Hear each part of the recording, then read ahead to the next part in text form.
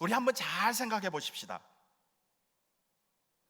여러분의 몸이, 내 몸이 정말로 진짜로 하나님이 거하시는 성전이라고 생각해 보신 적이 있으십니까? 사실 우리 몸이 하나님의 성전으로 우리에게 다가오는 것은 신선한 충격입니다. 사실 우리는 이미 배워서 알고는 있어요. 그렇지만 내 몸이 성전이다? 내 속에 예수님이 계신다? 이거 사실 실제적으로 그렇게 많이 와 닿는 모습이 아니잖아요. 왜 그렇습니까? 우리 한번 생각해 보십시다. 나 자신 얼마나 부족하고 연약하고 흠이 많습니까? 죄 가운데 거하는 우리이고 나 자신이에요. 그런데 이런 죄 많은 나에게 하나님이 거하신다니요. 거룩하신 하나님이 거하신다는 게 말이 되겠습니까? 그럼에도 불구하고 하나님은 분명하게 말씀하십니다. 우리 성도는 모두가 살아계시는 하나님이 거하시는 성전으로 믿으시기를 바랍니다. 그것을 위해서 우리를 부르셨어요. 그리고 성도 삼으셨습니다. 자녀 삼아 주셨습니다. 그것은 바로 우리가 예수님을 주님으로 영접하고 교회를 다니는 순간부터였습니다. 그리고 우리는 성전을 계속해서 건축해 가고 있는 것이에요. 성전이라고 해서 완벽한 성전이 된 것이 아니라 이제 성전 건축을 시작한 것이고 과정에 있는 것이에요. 그래서 우리는 늘 거룩한 삶을 살아가야 하는데 이것을 성화라고 부르는 것입니다. 우리 몸이 하나님의 성전이라고 한다면 그 성전을 세워가기 위해서는 반드시 고려되어야 할 사항이 있겠지요. 우리가 건축을 할 때 있어서 역시나 중요하게 고려 사항이 있듯이 우리의 몸도 하나님이 거하시는 성전인데 우리 성전을 건축함에 있어서 고려 사항을 몇 가지로 생각을 해 봅니다. 첫 번째로는 바로 기초입니다. 기초. 우리 성전의 기초를 어디에다 두고 건물을 세우느냐라고 하는 것이죠. 최근 중국에서 지금 건축이 거의 마무리된 대형 아파트들 그리고 대형 건물들을 폭파 공법으로 순식간에 철거하는 장면들을 심심찮게 보셨을 것입니다. 이렇게 다 건축하고 나서 사용도 하지 않고 바로 건물을 부수는 것, 기초공사를 제대로 하지 않았거나 부실 자재를 써서 건축물의 강도가 제대로 나오지 않는 건물들을 강제 철거하는 것입니다. 지금까지 투자된 재정, 시간 이런 것은 아깝지만 어쩔 수 없이 철거하는 것입니다. 더 손해보지 않기 위해서. 기초공사가 제대로 되지 않는 건물에 입주해서 사용하다가는 건물이 무너져서 인명피해나 더 큰 재정적인 손해를 볼 수 있기 때문입니다. 여러분, 모든 건축물에 가장 중요한 것은 바로 기초입니다. 기초가 튼튼해야 건축물을 든든하게 세울 수 있는 것이죠. 우리가 사용하고 있는 이 성전도 마찬가지입니다. 건축을 할 때에 이 땅이 어떤 땅이었습니까? 조금만 파면은 물이 나오는 뻘입니다.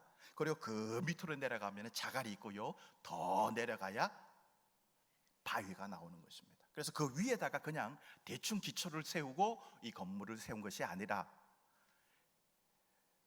그 전봇대 같은 그런 기초 있지 않습니까? 전봇대 같은 그 파이프를 바위까지 박았습니다. 그리고 그것을 수십 개나 박았어요. 그리고 이 건물을 세운 것입니다. 기초를 그렇게 튼튼하게 해야 하는 것이죠.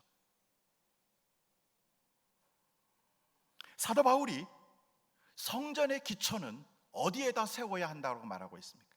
성전의 기초는 어디에 세워야 한다는가? 오늘 말씀과 똑같은 말씀을 고린도전서 3장에서 바울이 하고 있는데 그 3장을 한번 살펴보겠습니다. 오늘 본문에는 책갈피를 좀 끼워 놓으십시오. 그리고 다시금 돌아와서 좀 읽어야 되니까 읽어 놓으시고요. 고린도전서 3장 11절을 보겠습니다. 우리 성전을 어느 기초에 세워야 하는가, 어느 터에 세워야 하는가 라고 하는 것들을 이야기하고 있습니다.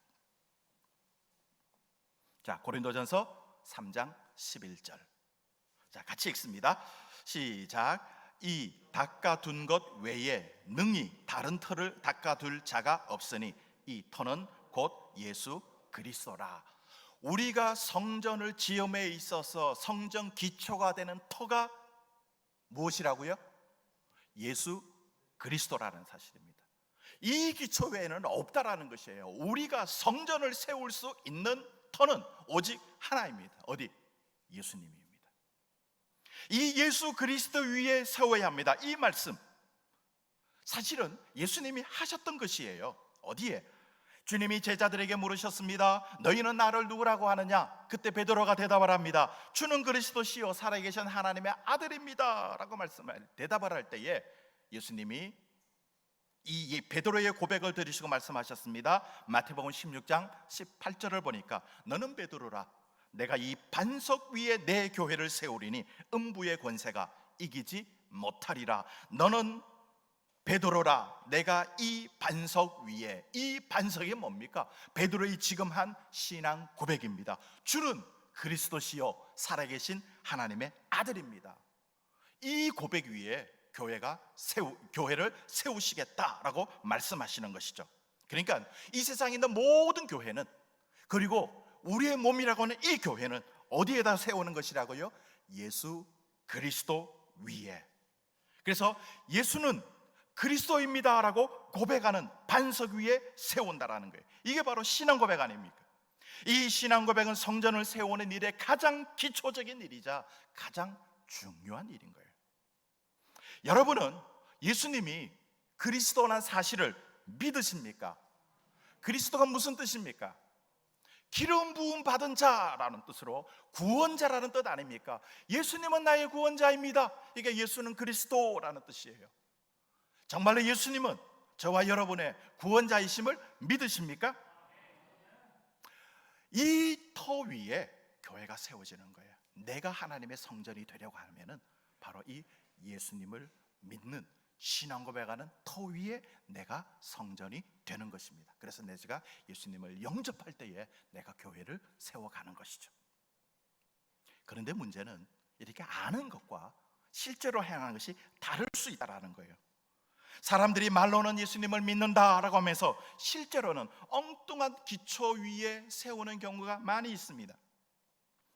오랜 세월 동안 교회를 다니기는 했는데 내 몸에 성전이 제대로 반듯하게 세워지지 못한 사람들이 의외로 많습니다. 왜 그런가 가만히 살펴보면요, 기초가 잘못되었기 때문입니다. 지금 우리 코로나잖아요. 이 코로나 전국에 많은 사람들이 교회에 출석하고 예배드리지 않습니다. 우리 교회는 그래도 좀 나은데 다른 교회는 더한 것 같아요. 왜요? 예수는 그리스도십니다 라고 하는 이 기초 위에 세워지지 않았기 때문에 그냥 사람 보러 오거나 누가 권면해서 오거나 아니면 복 받으러 왔거나 이런 다른 이유로 교회에 출석했던 사람들이 이제 한 사람 나오지 않고 있는 것 아닌가요? 가장 중요한 게 예수는 그리스도라는 것입니다. 그런 의미 속에서 우리 주일학교가 이달에 복음 제시를 하는데 정말로 저는 잘한 일이라고 생각을 해요. 우리 자녀들에게 분명한 복음 제시를 하고 예수님을 자신의 구주로 영접하게 하는 것 정말로 중요한 일입니다. 성전을 잘 세우는 기초를 튼튼하게 닦는 것 아닙니까? 우리 교회가 존재하는 유일한 이유는 예수 그리스도입니다. 예수님을 그리스도로 영접하고 잘 믿는 것 바로 우리 성도 하는 일이에요. 그런데 신앙생활을 해 나감에 있어서 그 신앙생활을 중심이 예수님이 아니라 사람인 경우가 있습니다. 우리는 예수님 때문에 교회 나오는 것입니다. 예수님 때문에 봉사하는 것입니다. 예수님 때문에 섬기고 예수님 때문에 예배하는 거예요. 그래서 이 자리에 나와 있는 것입니다. 명예 때문에, 자존심 때문에 교회 다니는 것이 아닙니다. 만일 그런 것 때문에 교회 다니고 신앙생활 한다면 우리의 기초는 예수 그리스도에게 둔 것이 아니라 사람에게 두고 있는 것입니다. 꼭 기억하십시오. 우리의 기초는 예수 그리스도입니다. 예수님의 터 위에 우리의 성전을 세우는 저와 여러분 되시기 바랍니다. 또 생각해 볼 말씀이 있는데, 이 건축을 할 때 어떤 재료를 사용할 것인가라고 하는 겁니다. 어떤 재료를 사용할 것인가. 고린도전서 3장 12절입니다. 3장 12절 같이 봉독합니다. 시작. 만일 누구든지 금이나 은이나 보석이나 나무나 풀이나 짚으로 이 터 위에 세우면, 자, 성전이라고 하는 것을 세우게 되는데 성전의 재료를 무엇으로 사용하느냐라는 이야기입니다. 성전의 기초는 분명히 하나입니다. 바로 예수 그리스도입니다. 그런데 그 예수 그리스도의 터 위에 건축을 하면서 재료는 사람들마다, 성도들마다 다 다르다는 것입니다. 천차만별입니다. 어떤 사람은 금이나 은이나 보석을 사용하기도 하고, 어떤 사람은 나무나 풀이나 짚을 사용하기도 합니다. 물론 금과 은과 보석이 훨씬 가치가 있습니다. 그것으로 세우면 투자도 많이 해야 하고 정성을 들여야 합니다. 부담도 됩니다. 반면 나무나 풀이나 짚을 사용하게 되면 부담 없이 쉽게 금방 지을 수 있습니다. 어떤 재료를 사용하든지 성전은 세워집니다. 문제는 하나님께서 그 성전을 시험할 날이 온다라는 거예요. 시험하는 그날이 온다라는 거예요. 바울의 말씀을 볼까요? 고린도전서 3장 13절에서 15절 계속 읽습니다. 13절부터 15절 시작. 각 사람의 공적이 나타날 터인데 그날이 공적을 밝히리니 이는 불로 나타내고 그 불이 각 사람의 공적이 어떠한 것을 시험할 것임이라. 만일 누구든지 그 위에 세운 공적이 그대로 있으면 상을 받고 누구든지 그 공적이 불타면 해를 받으리니 그러나 자신은 구원을 받되 불 가운데서 받은 것 같으니라. 아멘. 하나님께서 우리의 성전을 세우셨는데 제대로 세웠는지 불로 시험을 하신다라는 거예요. 불에도 타지 않고 그대로 남아있으면 상을 받게 되지만 불타 버리면 해를 받게 된다라는 것입니다. 불타고 해를 받게 된다. 무슨 말입니까? 그 뒤에 보면은 자신은 구원을 받되 불 가운데서 받은 것 같으리라. 개인의 성전을 예수 그리스도라고 하는 기초 위에 세웠기 때문에 구원은 받아요. 예수님을 믿었기 때문에 구원은 받습니다. 그런데 불 가운데 얻은 것 같이 부끄러운 구원이라는 것입니다. 하나님 앞에 공적이 없이 상급이 없이 부끄러운 구원을 받는다라는 거예요. 마치 대중목욕탕에 목욕을 하다가 불이 났는데 황급히 나오다가 옷을 입지 못하고 나온 것과 같은 부끄러운 모습인 거예요. 목숨은 거졌는데 부끄럽다라는 것입니다. 예수님을 믿어서 구원은 받았는데 제대로 한 게 없어서, 제대로 건축을 못해서 부끄러운 구원이라는 것입니다. 그래서 이 재료가 정말로 중요하죠. 어떤 재료를 사용했느냐. 최근 몇 년 전에, 몇 년 사이에 그 십수층 되는 건물들, 이런 대형 건물들이 화재가 자주 났습니다. 불이 너무도 쉽게 번져서 많은 인명피해와 재산 피해를 보게 되었습니다. 그 중에 하나가 2017년 제천 스포츠센터 화재 사건이 대표적이죠. 불이 순식간에 번진 이유는 건축 공법을 선정하고 재료를 선정할 때 잘못 선정한 것입니다. 드라이비트라고 하는 공법을 썼는데 그 안에다가 스티로폼을 넣습니다. 그런데 이 스티로폼을 좀 난연재, 불에 잘 타지 않는 재료를 선택해야 하는데 좀 싼 재료인 보통 스티로폼을 넣게 되면 불에 너무너무 잘 붙는 거예요. 그래서 불에 취약한 값싼 재료를 사용해서 오히려 불이 번지는 통로가 되었다라는 것입니다. 그래서 우리가 TV를 봤을 때에 온 건물 전체가 불이 갑자기 위로, 밑에서부터 위로 올라가는 그런 모습을 보셨죠. 잘못된 재료를 사용했기 때문입니다. 여러분, 우리 성전 건축하는 재료도 마찬가지입니다. 좋은 재료를 사용해야 합니다. 쉽게 적당히 해치우면 부담 없이 지을 수 있을지는 몰라도 결국에는 남는 게 없습니다. 불에 쉽게 타거든요. 좋은 재료를 사용하지 않으면요, 부끄러운 구원을 받는 성도와 같은 것입니다. 우리가 일주일에 한 번 교회 와서 예배를 드리고 신앙생활을 하는 것을 보게 되면은 성도들이 대부분 비슷합니다. 예배 드리고 은혜 받고 돌아갑니다. 여러 가지 봉사도 합니다. 그렇지만 내 일상의 삶 속에서 건축하는 모습을 보면 다르다라는 거예요. 일상의 삶 속에서 내가 시간을 내어서 하나님께 헌신을 하고, 물질을 내어서 하나님께 헌신하고, 이웃에게 자비를 베풀고, 또 하나님이 거하시는 성전을 정성스럽게 만들어가는 일들은 천차만별입니다. 성전을 짓는 재료의 차이는 바로 주일에 나타나는 것이 아니라 평일에, 일주일 동안에 나타나는 모습입니다. 주일에 교회 와서는 모든 성도들이 비슷하지요. 그런데 일주일 동안 세상에 살아가는 이 삶은 너무너무 다르다라는 것이에요. 주일 예배 드릴 때는 열심히 찬양합니다, 봉사합니다. 그런데 일주일 내내 찬양 한 번도 하지 않고, 찬양을 한 번도 듣지 않고, 또 개인적으로 기도하는 시간, 말씀을 묵상하는 시간 역시나 소홀히 취급한다라면은 우리는 성전 건축에 대해서 값싼 재료, 그것을 사용한 것이 되고 마는 것이에요. 이런 모습을 가리켜 우리는 경건이라고 얘기합니다. 경건 생활. 그래서 바울은 믿음의 아들 디모데에게 이렇게 권면합니다. 디모데전서 4장 7절에서 망령되고 허탄한 신화를 버리고 경건에 이르도록 네 자신을 연단하라. 경건을 하나님처럼, 예수님처럼 그렇게 되기를 위해서 연습하고 훈련하라는 것입니다.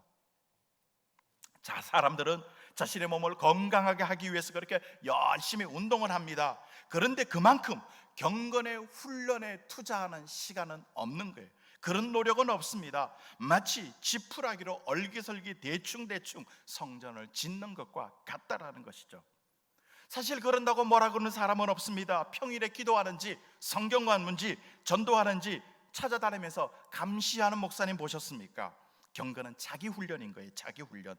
억지로 시킬 수는 없습니다. 그래서 사람들은 대충대충 하더라도 괜찮은 줄 알아요. 그런데 괜찮은 게 아닙니다.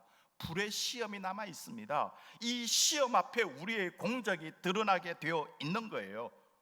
어떤 재료를 지었느냐에 따라서 드러나 있는 것입니다. 불이라고 해서 말 그대로 정말로 불타는 것이 아니라 우리가 어떠한 연단을 받았느냐, 어떤 고난을 받았느냐, 그런 것을 잘 이겨냈느냐, 그런 모습 아니겠습니까? 살아계신 하나님이 거하실 성전, 우리가 어떻게 투자를 하고 있습니까? 어떤 재료를 하고 있습니까? 불에도 타지 않는 좋은 재료를 사용해서 아름답게 성전을 이어서 착하고 충성된 종이라고 인정받고 칭찬받고 상급받는 우리 모든 성도 되시기 바랍니다. 마지막으로 우리 성전을 짓는데 고려할 사항이 이것입니다. 성전을 어떻게 사용하느냐의 모습이에요. 성전을 어떻게 사용하느냐. 우리 성도는 살아계신 하나님이 거하시는 성전이라고 했습니다. 그 말은 내가 성전이라고 한다면 옆에 있는 우리 지체들, 다른 성도들도 역시나 하나님이 거하시는 성전입니다. 여러분, 교회 들어와서 큰 소리로 다른 사람들에게 욕하는 성도 보셨습니까? 교회 안에서 예배 드리면서 술 먹고 주정하는 성도 보셨습니까? 가끔 술 먹고 교회 와서 예배 드리면 큰 소리 치는 사람 말고요, 우리 성도들 중에, 우리 저기 성도들 중에 그런 사람 아무도 못 봤습니다. 신앙이 없는 사람들도 교회 오면은 좀 조심합니다. 경건한 채 합니다.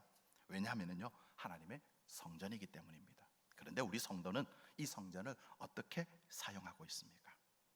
바울은 고린도전서 3장 17절에서 아주 무서운 말을 하고 있습니다. 3장 17절 같이 보겠습니다. 시작. 누구든지 하나님의 성전을 더럽히면 하나님이 그 사람을 멸하시리라. 하나님의 성전은 거룩하니 너희도 그러하니라. 아멘. 거룩한 하나님의 성전을 더럽히는 사람을 하나님은 멸하신다라는 것입니다. 사람들은 살아계신 하나님이 거하시는 내 몸의 성전을 더러운 말로 더럽힙니다. 죄악된 생각으로 더럽힙니다. 정욕이나 물질욕이나 명예욕으로 더럽힙니다. 무엇보다도 우상으로 더럽혀요. 내가 예배하는 사람인데, 하나님께 예배하는 사람인데 우상 앞에도 절하고, 아니 하나님보다 더 사랑하는 우상을 내가 섬기고 있다라고 한다라면은 문제가 되지 않겠습니까? 그래서 오늘 본문에서 사도 바울은 고린도 교회 성도들에게 이야기합니다. 16절 상반절에 하나님의 성전과 우상이 어찌 일치가 되리요? 내 몸은 살아계신 하나님의 성전인데 내 성전에 어떻게 우상이 들어와 있느냐라는 거예요. 내 몸이 하나님의 성전인데 어떻게 우상이 들어와 있느냐라는 거예요. 상상이 되십니까? 말로는 하나님을 섬긴다라고 하면서 실제로는 그 속에 우상이 들어와 있는 성도 있다라는 거예요. 그게 고린도 교회의 모습이었어요.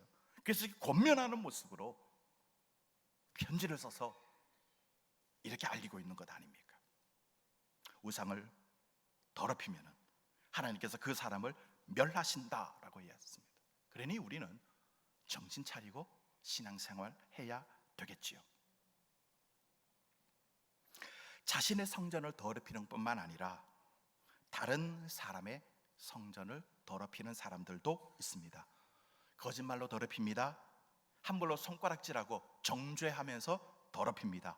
뒤에서 수군거리고 욕함으로 더럽힙니다. 그 사람을 낙심시키고 상처 주어서 더럽힙니다. 미움과 증오와 이런 돌을 던져서 더럽힙니다.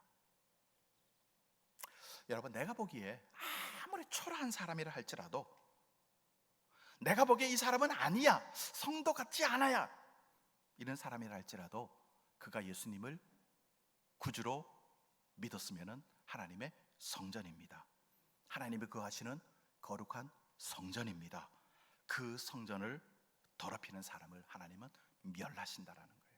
그래서 옆에 있는 분 한 분 한 분이 얼마나 귀하고 소중한지 몰라요. 그래서 오늘 본문 14절 15절에서 이렇게 말씀하지요. 오늘 본문으로 돌아왔어요. 자, 14절 15절을 보겠습니다. 같이 봅니다. 시작. 너희는 믿지 않는 자와 멍에를 함께 매지 말라. 의와 불법이 어찌 함께하며 빛과 어둠이 어찌 사귀며 그리스도와 벨리알이 어찌 조화되며 믿는 자와 믿지 않는 자가 어찌 상관하며. 지금 고린도 교회 성도들의 모습이 바로 이렇다라는 것입니다. 너희들이 하나님의 성전인데 어떻게 이 성전과 배치되는 것들이 다 들어와 있느냐라는 거예요. 의와 불법이, 빛과 어둠이, 그리스도와 벨리알이, 믿는 자와 믿지 않는 자가 어찌 함께 있느냐라는 거예요. 물론 우리의 공동체 성전 안에는 그럴 수 있습니다. 성전 안에는 완전하지 못하니까 믿는 사람도 있고 믿지 않는 사람이 있을 수도 있어요. 그렇지만 나라고 하는 성전은 다르잖아요. 어떻게 내가 믿는 자와 믿지 않는 자가 내 속에서 함께 있습니까? 여기 벨리알이 뭐냐니까 히브리어로 벨리아엘이라는 단어를 소리나는 대로 쓴 단어입니다. 뜻은 사악한 또는 무가치한이라는 뜻입니다. 의미는요, 사탄이나 하나님을 대적하는 자를 이 벨리알이라고 부릅니다.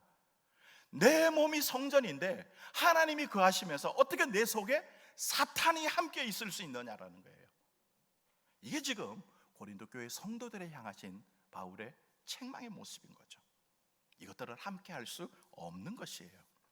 우리는 거룩한 성전에서 하나님께 예배하면서 죄를 지어서는 안 되는 것이죠. 의와 불법이, 빛과 어두움이, 그리스도와 벨리알이, 믿는 자와 믿지 않는 자가 함께 할 수 없듯이 우리는 하나님이 거하시는 거룩한 성전으로서 거룩한 삶을 살아야 하는 것입니다. 그래서 바울은 다음 장인 7장 1절에서 거룩하게 살아라, 깨끗하게 살아라 라고 이야기합니다. 7장 1절을 봅니다. 7장 1절 시작. 그런즉 사랑하는 자들아, 이 약속을 가진 우리는 하나님을 두려워하는 가운데에서 거룩함을 온전히 이루어 영과 육의 온갖 더러운 것에서 자신을 깨끗하게 하자. 우리를 깨끗하게 하자라는, 거룩한 삶을 살으라는 거예요. 너희들은 하나님의 성전이니까 거룩한 삶을 살아라. 성전은 깨끗해야 합니다. 거룩하게 가꾸어야 합니다. 성전을 잘 세워가야 합니다. 나의 성전도 그렇지만 다른 사람의 성전도 그렇습니다. 사랑과 격려, 기도, 관심, 섬김으로 서로 세워가야 합니다. 우리 큰숲 공동체는 바로 이렇게 나의 성전도 잘 세우고 다른 사람의 성전도 잘 세워가는 아름다운 신앙 공동체 되기를 바랍니다. 그래서 우리는 예수님이라고 하는 터 위에 성전을 세웠습니다. 그리고 거룩하게 아름다운 성전으로 짓고 만들어가고 사용해야 하는 것이에요. 이런 모습으로 오늘도 우리가 승리하는 여러분 되시기 바랍니다. 예수 그리스도의 보혈로 말미암아 거룩하고 아름다운 성전으로 잘 세워져가는 저와 여러분 되시기를 우리 주님 이름으로 축원드립니다.